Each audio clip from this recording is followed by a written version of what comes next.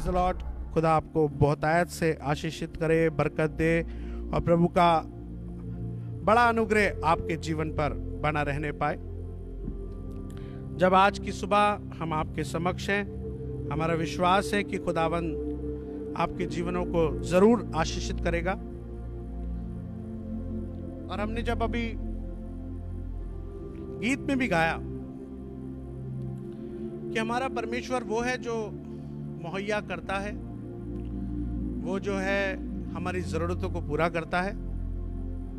और वचन कहता है हमारे मांगने से पहले जानता है कि हमें किस चीज की आवश्यकता है। जब हम असहाय, जब हम दुर्बलता, दिक्कतों में होते हैं, तब हमारा परमेश्वर हम पर अपना चित्त लगाता है। और आज की सुबह जिस संदेश से हम रूबरू होने जा रहे हैं, जिस कलाम को हम रिसीव करने जा रहे हैं, बहुत अद्भुत बातें खुदा के वचन से हम तक पहुंची। और हमने वो बातें आप तक पहुंचाने के लिए जब आज की सुबह ठाना है कि हम खुदा के कलाम में कोई भी समझौता नहीं करेंगे और उसके कलाम को खराई के साथ आपके साथ शेयर करेंगे। तो जो वचन आपके समक्ष खुदा के दास के मार्फत पढ़ा गया, वो आप लोग भी अपने घरों में निकाल सकते हैं। जो आपको मिलेगा यिर्मयाह नबी की पुस्तक और उसका पहला अध्याय और उसके चौथे पद से वचन में पढ़ा गया, जहां वचन में लिखा हुआ है, तब यहोवा का ये वचन मेरे पास पहुंचा कि गर्भ में रचने से पहले ही मैंने तुझ पर चित्त लगाया। यिर्मयाह नबी के पास ये संदेश खुदावंद की ओर से पहुंचा और खुदा बाप इस वक्त में यिर्मयाह नबी से बातचीत कर रहा है। यिर्मयाह नबी की बातचीत करे तो यिर्मयाह नबी इस वक्त में ऐसा नहीं कि वो बड़ा बुजुर्ग है या बूढ़ा है या उम्र देख के खुदा बाप बातचीत करता है। मैं विशेषकर जवानों को प्रोत्साहित करना चाहूंगा कि खुदा बाप जवानी के समय में अपने लोगों को चुनता है और अपनी खिदमत लेता है। जवान अपने आप को तैयार करें ताकि खुदा की खिदमत आने वाले वक्त में उनके जीवन से होने पाए। और आपको बताऊं, कलाम में बड़ा स्पष्ट लिखा हुआ है कि गर्भ में रचने से पहले ही मैंने तुझ पर चित्त लगाया और उत्पन्न होने से पहले ही मैंने तेरा अभिषेक किया। ये बात मुझे बहुत ज्यादा मजबूत किया, मेरे को बड़ी अच्छी इससे पॉजिटिविटी मिली कि उत्पन्न होने से पहले अभिषेक किया। जहां अभी तक कोई जिक्र नहीं है, जहां अभी तक कोई बात नहीं है, किसी के आने का कोई सिम्टम नहीं दिखाई दे रहा है, परमेश्वर कह रहा है कि मैंने तेरा अभिषेक किया। कब? तेरी मां के गर्भ में रचे जाने से पहले। यानी कि परमेश्वर वो है जो प्लानिंग्स करता है। परमेश्वर वो है जो आने वाले वक्त में मेरे और आपकी चीजों को पूरा करता है। अगर हम बातचीत करें प्लानिंग्स की कि कैसे परमेश्वर प्लानिंग्स पूरी करता है, तो हम बात करें अगर उत्पत्ति की पुस्तक में, तो हमें एक बहुत खूबसूरत कैरेक्टर मिलता है जिसका नाम है अब्राहम। और अब्राहम की बातचीत करें तो अब्राहम इधर से उधर मूव कर रहा है, कभी पर्वत पर जा रहा है, कभी तराई में जा रहा है, कभी किसी तंबू में है, कभी किसी तंबू में है, मूव कर रहा है। अभी खुद का जिंदगी का कुछ पता नहीं है, बीवी साथ में है लेकिन बच्चा नहीं है। और परमेश्वर एक दिन अब्राहम से बातचीत करता है। अगर आप मेरे साथ में पवित्र वचन में से निकाले तो उत्पत्ति की पुस्तक और उसका 15वां अध्याय और उसके शुरुआती पदों को अगर हम देखें, पहले पद में कलाम में लिखा है कि इन बातों के पश्चात यहोवा का ये वचन दर्शन में अब्राहम के पास पहुंचा, हे अब्राहम मत डर, तेरी ढाल और तेरा अत्यंत बड़ा प्रतिफल मैं हूं। परमेश्वर अब्राहम से बातचीत कर रहा है क्योंकि अब्राहम जो है वो खुदावंद में वफादार है, विश्वास योग्य है। और खुदा बाप उसकी विश्वास योग्यता चेक करके उससे कहता है कि तू घबरा मत, तू डर मत, तू परेशान मत हो, क्योंकि तेरा अत्यंत बड़ा प्रतिफल कौन है? मैं हूं। कौन? सेनाओं का यहोवा, जो सब कुछ करने में सक्षम है। कलाम में लिखा है, अब्राहम ने कहा, हे प्रभु यहोवा, मैं तो निर्वश हूं। यहां पर एक बात दिखाई दी, यहां पर अब्राहम कह रहा है कि मैं निर्वश हूं, मेरा कोई बस की बात नहीं है, मैं कुछ भी नहीं हूं परमेश्वर। और वो इस सारी बातों को इसलिए बोल रहा है क्योंकि अब तक बुजुर्गी में होने के बाद भी अब्राहम को औलाद नहीं मिली है। अब्राहम परेशान है कि आखिर कैसे होगा, क्या होगा। कलाम में आगे लिखा हुआ है, और लिखा हुआ है कि और मेरे घर का वारिस ये दमिश्क वासी एलियाजर होगा। और एलियाजर जो उसकी सेवा टहल किया करता है, दमिश्क का रहने वाला है, वो सोच रहा है कि अंत में मैं खत्म हो जाऊंगा, मेरा जो कुछ भी है वो सब एलियाजर का हो जाएगा। लेकिन आपको पता है एक बड़ी खूबसूरत बात, खुदा की अद्भुत प्लानिंग वचन में लिखा हुआ है। लिखा है कि अतः तू मुझे क्या देगा। परमेश्वर से कह रहा है अब्राहम कि तू मुझे क्या देगा। और वचन में आगे लिखा है, और अब्राहम ने कहा, मुझे तो तूने वंश नहीं दिया, और क्या देखता हूं कि मेरे घर में उत्पन्न हुआ एक जन मेरा वारिस होगा। और परमेश्वर तू मुझे दिखा रहा है कि एक जन वारिस होगा। ध्यान रखिएगा, गर्भ में रचे जाने से पहले परमेश्वर चित्त लगाता है, उत्पन्न होने से पहले वो मेरे और आपका अभिषेक करता है। और खुदा बाप ने ये बात ठान रखी थी कि वो अब्राहम को, उसकी वंशावली को इतना बढ़ाएगा कि आने वाले वक्त में अगर कोई तारों को गिन सकेगा तो वो उसके वंश को गिन पाएगा। और यकीन मानिएगा, मेरे और आपकी विसात नहीं है कि मैं और आप तारों को गिन सकें। और आज इसलिए खुदा बाप ने उस अब्राहम को आशीषित किया है, उसको बरकत दी है, उसको इतना बढ़ाया है कि उसके जीवन में किसी बात की घटी नहीं है, क्योंकि परमेश्वर वो है जो योजनाओं को पूरा करता है। लेकिन ध्यान रखिएगा, योजना पूरी होने से पहले परमेश्वर परखता है, परमेश्वर चेक करता है, परमेश्वर देखता है कि कितना खराई से बने हुए हो, कितना नहीं बने हुए हो। और अब्राहम, पता है आपको, खराई से बना रहा।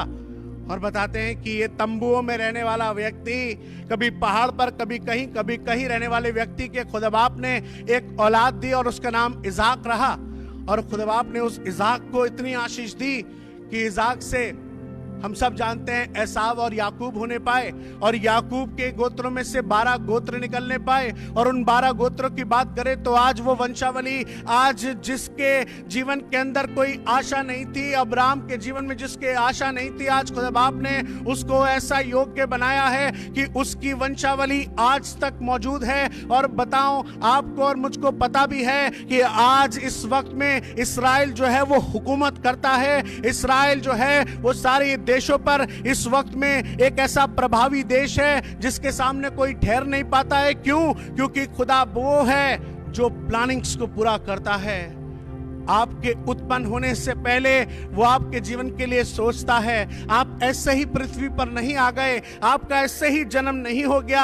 आप इसलिए जन्म लिए हो ताकि परमेश्वर के बड़े काम आपके जीवन में होने पाए। लेकिन ध्यान करिएगा, अगर परमेश्वर को अपनी तरफ केंद्रित करना है, आकर्षित करना है, तो ध्यान रखिएगा, आपका प्रार्थना करना बहुत जरूरी है, आपका अच्छे काम करना बड़ा जरूरी है, आपका दूसरों के लिए तैयार रहना बड़ा जरूरी है। इंसान भीड़ में रहकर अपने आप को साबित करता है, तब वो पहचाना जाता है। आज अगर हम इस जगह पर हैं तो ये हमारी काबिलियत नहीं है कि हम इस वक्त में खुदा के संदेश को दे रहे हैं। ये परमेश्वर की काबिलियत है कि उसने हमें घुरे से उठाकर आज अपनी इस पुलपिट को दे दिया ताकि हम खुदा के कलाम को, उसके नाम को जलाल देने पाएं। आज परमेश्वर आपके जीवन पर भी चित्त लगाता है। आज परमेश्वर आपके जीवन को भी बढ़ाना चाहता है। खुदा बाप अगर बढ़ाने की बातचीत करें तो खुदा बाप ने जैसे अब्राहम को बढ़ाया, उसकी वंशावली को बढ़ाया, बताते हैं कि एक वक्त ऐसा आया कि यूसुफ के जीवन में भी एक समस्या आई। और यूसुफ की बात करें तो यूसुफ को उसके भाइयों ने बेच दिया। और भाइयों के बेचने के कारण जब उस वक्त में, जब वो उस जगह पर, जब मिस्र की आसपास की एक जगह थी, उस जगह पे जब उसको रखा गया, बताते हैं उसका कोई अस्तित्व नहीं था। उस वक्त में उसकी विसात कुछ कार्य नहीं कर रही थी, लेकिन एक काम था। कलाम में लिखा है कि परमेश्वर यूसुफ के साथ साथ बना रहा, परमेश्वर उसके साथ बना रहा। जब वो बंदीगृह में डाला गया तब भी परमेश्वर उसके साथ था, जब वो पोतीपर के घर में था तब भी परमेश्वर उसके साथ था। और बताते हैं कि वो हर परिस्थिति, हर हाल में साथ इसलिए था क्योंकि उसने मेरे और आपके उत्पन्न होने से पहले आप पर अपना चित्त लगाया है, मेरा और आपका अभिषेक किया है। और आने वाले वक्त में यही गड्ढे में डाला गया यूसुफ उस मिस्र देश का प्रधानमंत्री बनता है। आज मेरे और आपके जीवन में भी जब कई बार मुझे और आपको लगता है कि हम असहाय हैं, हमारा कुछ नहीं हो सकता, हम क्या करेंगे, लेकिन आपको बताना चाहूंगा, अपने आप को अपने खुदा बाप में इतना मजबूत कर दे कि खुदा बाप खुद आके आपसे पूछे कि तेरे जीवन के लिए तुझे क्या चाहिए। मैं तेरा प्रोवाइडर हूं, मैं तेरा देने वाला हूं, मैं यहोवा येरे हूं जो मुहैया करता हूं। और जब वो मुहैया करता है तो सब कुछ अद्भुत होता है। अगर हम इसी सीरीज में आगे बढ़े तो आने वाले वक्त में ये बात मूसा को भी नहीं पता था कि आने वाले वक्त में खुदा बाप उसको ऐसे चुनेगा। उसके उत्पन्न होने से पहले खुदा बाप ने उस पर अपना चित्त लगाया, उस पर अभिषेक किया, और ये मूसा आने वाले वक्त में इस्राएलियों को छुड़ाने वाला ठहरा। लेकिन देखिए, वक्त लगा, एक अच्छा समय लगा। अगर चाहता परमेश्वर तो इमीडिएट छुड़ा देता, चाहता परमेश्वर तो पहले दिन जाकर जब मूसा उस जगह पर पहुंचता है, मिस्र में पहुंचता है, तो परमेश्वर छुड़ा सकता था। लेकिन परमेश्वर जरिया बनकर चेक करता है कि मैं और आप कितने खरे हैं। लेकिन आने वाले वक्त में खुदा बाप ने योजना को पूरा किया, खुदा बाप ने सब कुछ अच्छा कर दिया।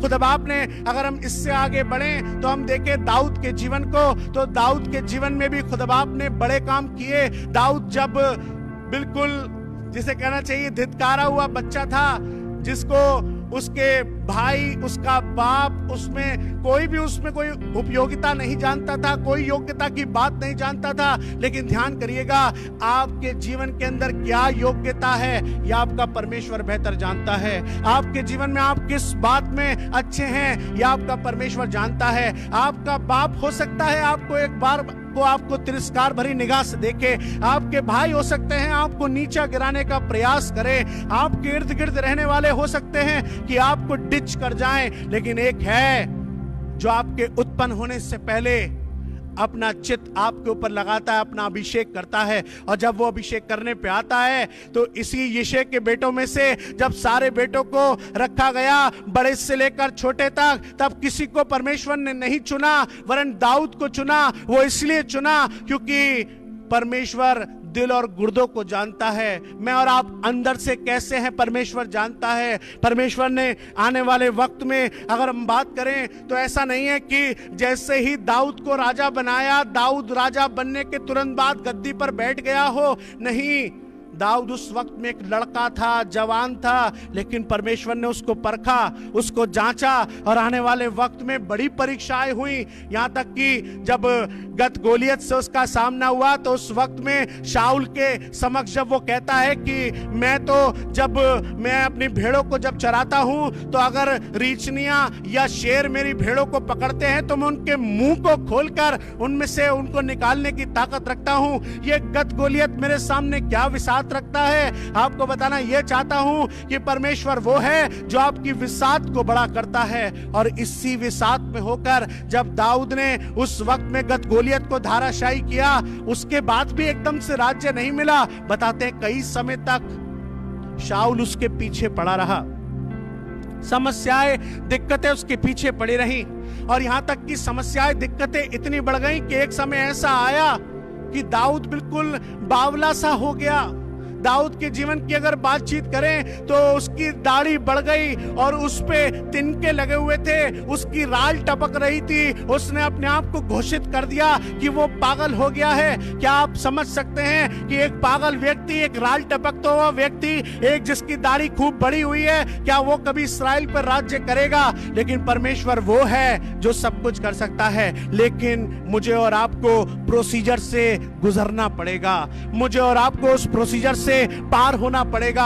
आज अगर मेरे और आपके जीवन के अंदर ये समस्याएं, बीमारियां, दुर्बलताएं, दिक्कतें अगर हैं तो ये एक प्रोसीजर का पार्ट है। लेकिन ध्यान रखिएगा, आपके जीवन में आपका परमेश्वर वो सामर्थी परमेश्वर है जो सब कुछ कर सकता है। बताते हैं कि जिस यिर्मयाह के बारे में मैं आपसे बातचीत कर रहा हूं, यिर्मयाह से जब आने वाले वक्त में परमेश्वर ने बातचीत करी तो देखिए मेरे साथ में कलाम में क्या लिखा हुआ है। यिर्मयाह नबी की पुस्तक और उसका पहला अध्याय और उसके 6 पद के अंदर कलाम में लिखा है, तब मैंने कहा, हाय प्रभु यहोवा, देख मैं तो बोलना भी नहीं जानता। यिर्मयाह कह रहा है कि परमेश्वर मैं तो बोलना भी नहीं जानता। और कलाम में लिखा है, क्योंकि मैं लड़का ही हूं, अभी तो मैं छोटा हूं, अभी तो मैं लड़का हूं, अभी तो मैं बोलना भी नहीं जानता। और मैंने कलाम में नोटिस किया एक बात कि जब जब इंसान ने अपने आप को असमर्थी समझा, अपने आप को खुदा के सामने जो है वो कमजोर रखा, खुदा बाप ने उसको बलवंत किया। अगर हम बात करें यिर्मयाह की तो आने वाले वक्त में परमेश्वर उससे कहता है 7वें पद के अंदर, परंतु यहोवा ने मुझसे कहा, मत कह कि मैं लड़का हूं, क्योंकि जिस किसी के पास मैं तुझे भेजूं वहां तू जाएगा। यिर्मयाह तुझे जाना पड़ेगा, जहां कहीं भेजूंगा तुझे जाना पड़ेगा। अगर हम बात करें तो अब्राहम से हमने शुरू की थी बातचीत, अब्राहम भी कह रहा है कि मैं निर्वश हूं, मेरे बस की बात नहीं है, लेकिन परमेश्वर ने उसके बस में कर दिया और आज उसको आने वाले वक्त का वो पिता ठहरा दिया जो अब्राहम, इसहाक और याकूब का परमेश्वर जो ठहरा। उसने उस वंशावली को आशीषित किया, उनको बरकत दी। अगर हम उसके बाद अगर मूसा की बात करें तो मूसा भी कह रहा है कि मैं जबान का भद्दा, बोलने में कुछ नहीं जानता, लेकिन बताते हैं कि परमेश्वर जब वो कह रहा है असहाय हूं, तब परमेश्वर अपनी सामर्थ प्रकट करता है। बताओ, अगर हम दाऊद की बातचीत करें तो दाऊद भी लड़का है, लेकिन परमेश्वर ने उसके जीवन में भी बड़े कामों को किया। अगर हम एलीशा नबी की बातचीत करें तो एलीशा नबी ने भी कहा, जब वो खुदा के समक्ष हम कलाम हुआ तो उसने भी कहा कि मैं कुछ नहीं कर सकता, मैं असहाय हूं। लेकिन ध्यान करिएगा, एलीशा नबी के जीवन में भी खुदा बाप ने बड़े काम किए, और जब परमेश्वर साथ हो जाता है तो कोई डिगा नहीं पाता है। हम बात करें सैमसून की तो सैमसून ने भी एक वक्त में जब वो खुदा के समक्ष हम कलाम हुआ तो उसने भी इस बात को कहा कि मेरे बस में नहीं है, मैं कुछ नहीं कर सकता, लेकिन वही परमेश्वर सैमसून में रह के बड़े कामों को करने लगा। अगर हम बात करें कलाम में यिप्ते गिलादी की तो यिप्ते गिलादी जो वेश्या का बेटा था, लेकिन कलाम में लिखा है वो वेश्या बेटा होने के बाद भी शूरवीर था, और शूरवीर होने के साथ एक दिन कहता है कि मैं तो बड़े छोटे घराने का हूं, मेरी क्या विसात, मेरे खानदान की क्या विसात, लेकिन कलाम में लिखा है तुम्हारे उत्पन्न होने से पहले वो तुम पर अपना चित्त लगाता है, तुम्हारे मां के गर्भ में रचे जाने से पहले वो तुमको चुनता है, तुम्हारा अभिषेक करता है। और आने वाले वक्त में यही यिप्ते गिलादी बड़ा शूरवीर ठहरा। इसने अम्मोनियों को बड़ी मार से मारा, इसने जितने लोग उसके सामने आए कोई उसके सामने ठहर नहीं पाया, क्योंकि ठहर इसलिए नहीं पाया क्योंकि परमेश्वर की सामर्थ यिप्ते गिलादी में होकर कार्य करती थी। अगर कलाम में हम देखें तो आमोस के जीवन में भी जब वो खुदा बाप से हम कलाम हुआ तो उस वक्त में वो कहता है कि मैं तो बहुत असहाय हूं, और उसकी असहायता इस बात से दिखाई देती है कि आमोस जो था वो अंजीर बीना करता था। और आपको बता दूं कि अंजीर बीनना जो है वो उस वक्त में सबसे छोटा काम माना जाता था। अंजीर को बीनने वाले एक मजदूर के तौर पे रहते थे, लेकिन ध्यान करिएगा परमेश्वर वो है जो मजदूरों से भी सिताइश ले लेता है, परमेश्वर वो है जो बड़ी बरकतें देता है। और खुदा बाप ने आने वाले वक्त में इस अंजीर को उठाने वाले व्यक्ति को एक बड़ी सेवा दी, एक बड़ा काम किया, क्योंकि कलाम में लिखा है कि मैंने तुम्हारे उत्पन्न होने से पहले तुम पर चित्त लगाया है। अगर आज मैं आपके साथ हम कलाम हूं, अगर मैं आपके साथ खुदा बाप के कलाम को शेयर कर रहा हूं, तो ये मेरी विसात नहीं है। खुदा बाप ने मेरे उत्पन्न होने से पहले मुझ पर चित्त लगाया, अभिषेक किया, खुदा के दासों पर अभिषेक किया, आपके जीवन पर अभिषेक किया, और जितने भी लोग खुदा की सेवा कर रहे हैं उन पर परमेश्वर ने अभिषेक किया। और आज ये अभिषेक है जो हम आपसे बातचीत कर पा रहे हैं, ये परमेश्वर का अनुग्रह है जो हम आपसे बातचीत कर पा रहे हैं। मैंने एक बड़ी बात आपके साथ पहले भी एक मर्तबा शेयर करी थी। मैंने आपको बताया था कि इसी चर्च के अंदर, जिस चर्च में मैं आज पासवान हूं, एक बार जब मैं छोटा बच्चा था तब इस चर्च में एक स्किट हुआ, और वो यूथ की तरफ से था।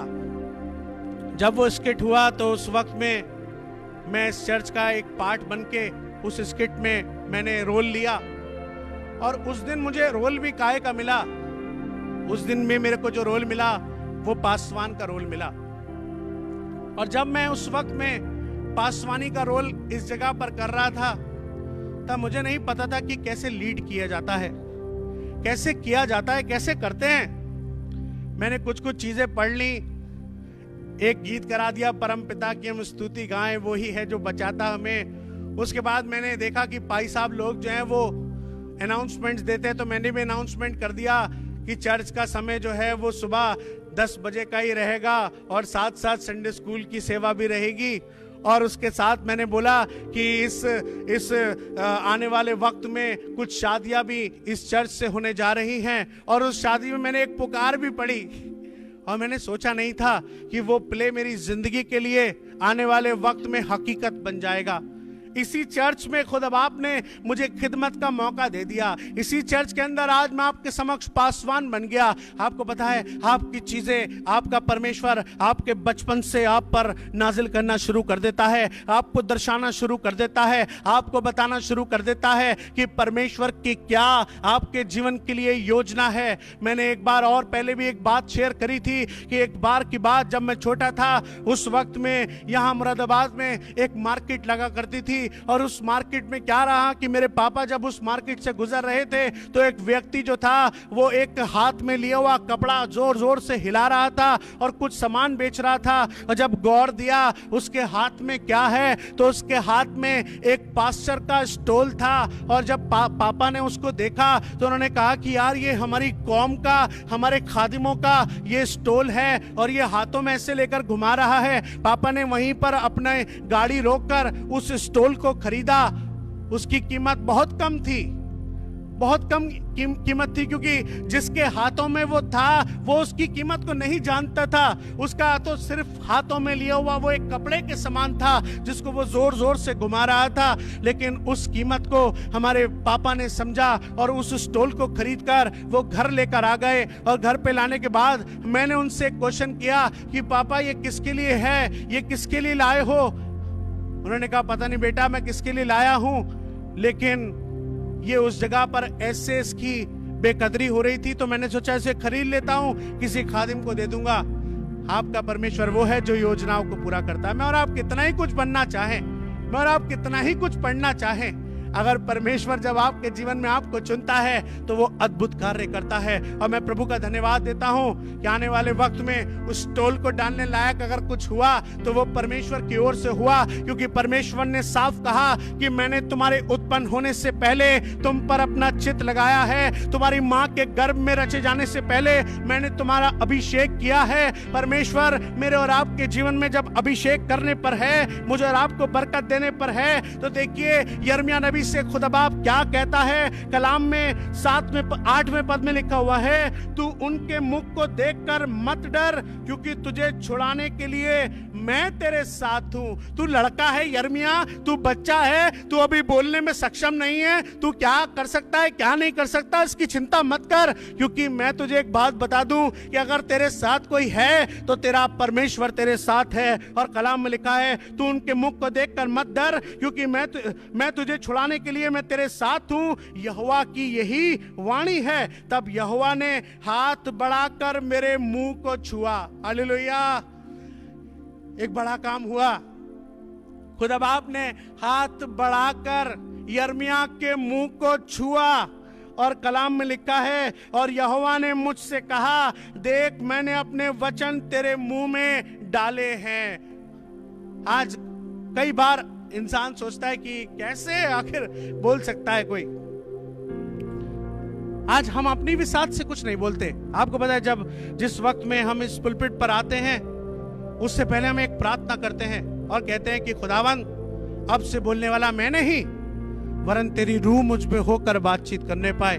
हम तो उसी वक्त खत्म हो जाते हैं जिस वक्त में हम अपना समर्पण अपने परमेश्वर के समक्ष करते हैं। लेकिन वो परमेश्वर है जो मुझे और आपको बल देता है, वो परमेश्वर है जो सामर्थ देता है। और जब यिर्मयाह को छुआ, जब यिर्मयाह नबी के मुंह में वचन डाले, तब 10वें वचन में क्या लिखा है देखिए, सुन मैंने आज के दिन तुझे जातियों और राज्यों पर अधिकारी ठहराया है।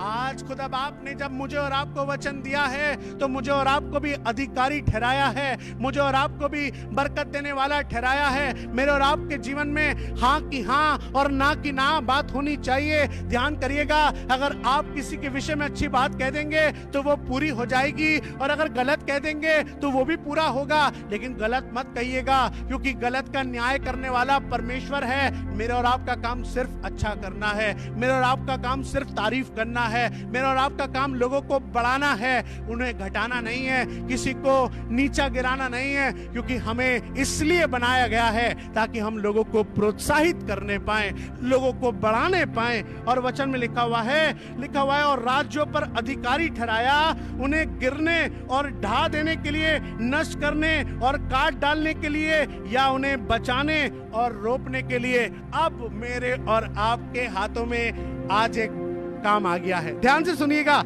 इस लास्ट पद को आपके समक्ष दोबारा पढ़ रहा हूं। यिर्मयाह नबी की पुस्तक, उसका पहला अध्याय और उसके 10वें पद में वचन में लिखा है, सुन मैंने आज के दिन तुझे जातियों और राज्यों पर अधिकारी ठहराया है। आज कौन है मैं और आप? अरे मैं और आप अधिकारी हैं।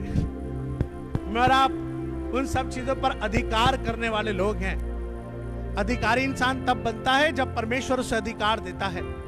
आज मेरे और आपके पास में भी बहुत सी चीजें हैं जिन पर मेरे और आपका अधिकार है, लेकिन ध्यान करिएगा, आपका अधिकार तब तक है जब तक आपका परमेश्वर आपके साथ है। और जब परमेश्वर ने इस वक्त में यिर्मयाह को अधिकार दिया है तो अब उसके मस्तिष्क से उसको चुनना है कि उसे करना क्या है। क्योंकि कलाम में लिखा हुआ है, उन्हें गिराने और ढा देने के लिए, या तो तू एक काम कर दे, गिरा दे, ढा दे, वो तेरी इच्छा है, या लिखा है नष्ट करने और काट डालने के लिए। अगर तू गिराना चाहता है, नष्ट करना चाहता है तो वो भी तेरे हाथों में है। या लिखा है उन्हें बनाने और रोपने के लिए, या तू उनको बढ़ा सकता है, बना सकता है, रोप सकता है, ये तेरे हाथों में है। आज मेरे और आपके जीवन को जब परमेश्वर ने चुना है तो अच्छाई और बुराई आज आपको चूज करनी है।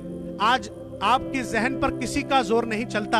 आपको क्या करना है क्या नहीं करना कोई आपसे नहीं करा सकता जब तक आप स्वयं में अपने आप को अपने परमेश्वर के समक्ष ना रखें। आप जब तक खुद में अपनी सोच में मजबूत ना हो। आज आपको निर्णय करना है कि क्या सही है और क्या गलत है। लेकिन आज की सुबह में मैं आपसे सिर्फ एक बात कहना चाहता हूं कि आपका परमेश्वर जो आपसे बेइंतहा मोहब्बत करता है, जो आपको चाहता है आप उसके लहू से छुड़ाए हुए लोग हो। और इस बात पर बड़े खुश होइएगा कि आपके उत्पन्न होने से पहले परमेश्वर ने आप पर चित्त लगाया है। आपकी मां के गर्भ में रचे जाने से पहले उसने आपका अभिषेक किया है। वो आपसे बहुत प्यार करता है। आइए अपनी आंखों को बंद करेंगे, खुदावंद की हुजूरी का एहसास करेंगे, क्योंकि वो परमेश्वर वो है जो सब कुछ कर सकता है। आज मेरे और आपके जीवन में भी खुदा चाहता है कि मैं और आप एक प्रोसीजर को पूरा करने पाए। मैं और आप अपने जीवन में इस बात को रिसीव करने पाए कि मेरा और आपका परमेश्वर सामर्थी है और वो सब कुछ कर सकता है। यस प्रभु, आपका धन्यवाद हो, धन्यवाद हो, धन्यवाद हो। एक एक जन इस वक्त में अपनी आंखों को बंद करे।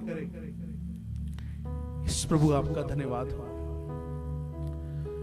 मैं जो डूबा गुनाहों में, इस प्रभु आपका धन्यवाद हो, धन्यवाद धन्यवाद।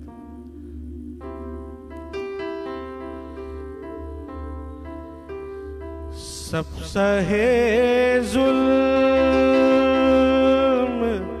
खाए थे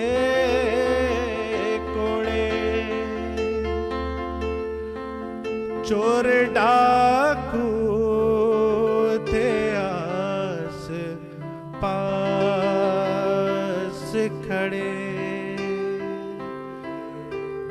दुश्मनों ने था ऐसा जाल बुना,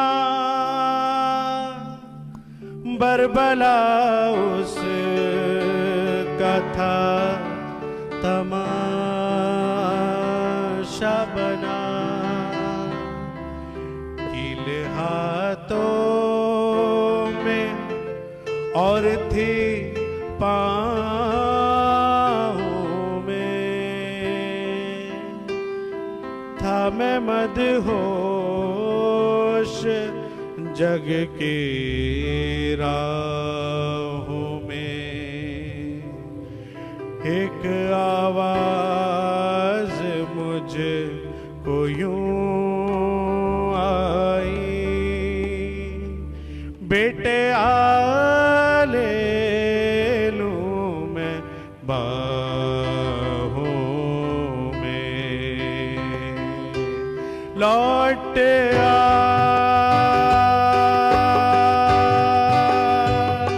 लौट आ,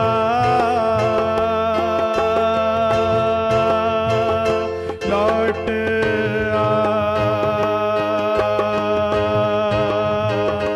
लौट आ,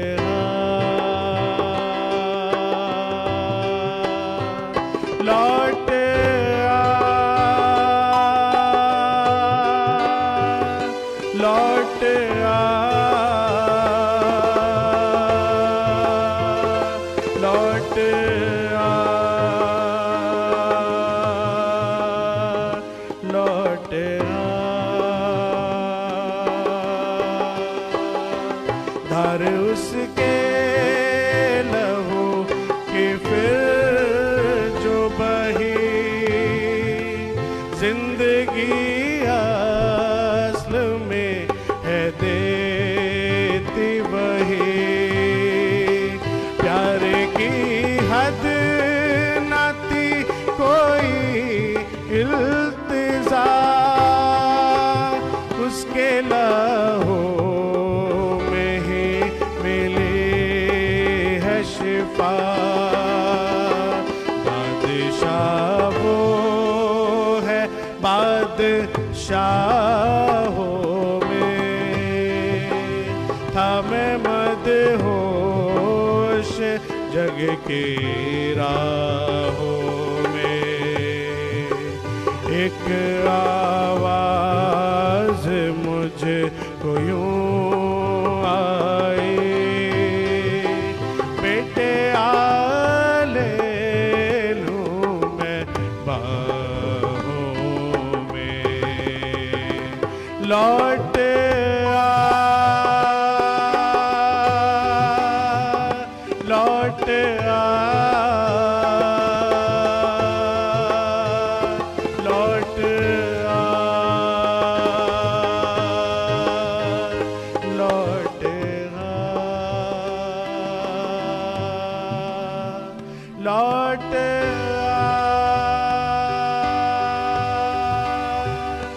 लौट आ, लौट आ,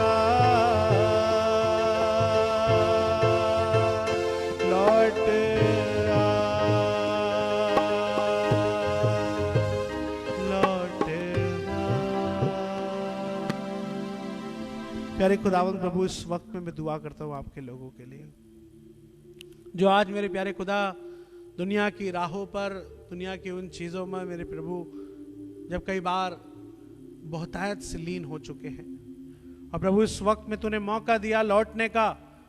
इस लॉकडाउन में मेरे प्रभु तूने मौका दिया कि हम एक साथ मिलकर अपने घरानों के साथ आपसे दुआ करने पाए, आपसे प्रार्थना करने पाए। क्योंकि प्रभु कलाम में भी लिखा है कि जब अंत का समय आएगा तो लोग अपनी कोठरियों में कैद होकर खुदा की परस्तिश करने लगेंगे। मेरे प्रभु, जब आपने उन सब बातों को अपने लोगों पर नाजिल किया है, जब लोगों को सिखाया है, प्रभु होने दे कि आज लोग अपने जीवन को ऐसे ही ना आंकने पाए। प्रभु ये ऐसे ही पैदा नहीं हो गए, वरन प्रभु आपने इनके उत्पन्न होने से पहले इन पर अपना चित्त लगाया है। इनकी मां के गर्भ में रचे जाने से पहले प्रभु तूने इनका अभिषेक किया है। प्रभु तू उनकी सहायता और मदद कर, आपका अनुग्रह हर एक जीवन पर कार्य करने पाए। मेरे प्रभु हर एक जीवन आशीषित होने पाए। अगर कोई भी बीमारी, दुर्बलता, दिक्कत में है, यीशु मसीह नासरी के नाम में ठीक होने पाए। प्रभु जिन जनों के नाम प्रभु आपके सीनियर खादिम ने लिए, जिनके नाम प्रभु मैंने लिए, प्रभु उन सब पे आपकी पवित्र निगाह बनी रहे। और बहुत से ऐसे नाम हैं जिनको हम ले नहीं पा रहे हैं मेरे प्रभु, जो अब तक हम पे नहीं भी पहुंचे हैं प्रभु। आज जो टीवी स्क्रीन पर, जो मोबाइल फोन्स पर, जो मेरे प्रभु लैपटॉप्स पर जब इस वक्त में इस सर्विस को अटेंड कर रहे हैं, आपके लहू की सामर्थ्य इसी क्षण लोगों के जीवन में कार्य करने पाए। अगर कोई दुर्बलता में है तो यीशु नासरी के नाम में वो चंगा होने पाए। इस वक्त में रिसीव करिएगा, क्योंकि खुदा आपको चंगा करने पर है, आपके जीवन में बड़े काम करने पर है, और खुदा आपको असीम प्रेम करता है। खुदा की सामर्थ्य आपके जीवन पर बनी रहे। प्रार्थना अपने उद्धार करता प्रभु यीशु मसीह के नाम से मांगते हैं, आमीन, आमीन, आमीन, आमीन। आप सबको जय मसीह।